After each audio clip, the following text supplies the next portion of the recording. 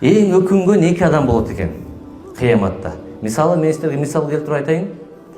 Ит жанагы улоого чыкканчы, охотничий иттер бар го. Ошол иттер мисал келтирип айтып атам. Барат кожоюнуна ошол жанагы этти, коёнду же биз каш кулакты кантип бир добычаны кармап берет. Өзү жүгүрүп барып, кубалап барып, ошону кармайт. Анан алып келип берет кожоюнуна. Өзүнө жетпейт. Өзүнө эмес, кожоюнуна.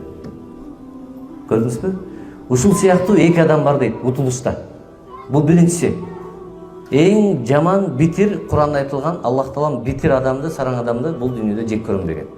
Ошондой болбогула. Битир адамдар битирликке үндөйт деген аят бар Куранда.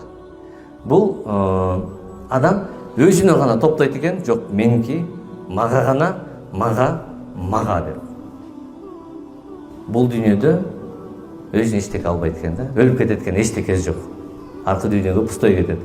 Бирок мага деп отуруп, артында калгандар эмне болот экен? Тутуп кетет экен да.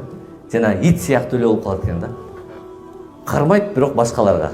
Демек бул өмүр бою тытынып, ошол дүнүйө үчүн жүгүрүп, эч бир тууганына дагы, жетим жесирге дагы, башка бирөөгө да жардам берип, өзүнө гана тыйын тыпырына чейин топтоп, өзү үчүн гана жашаган.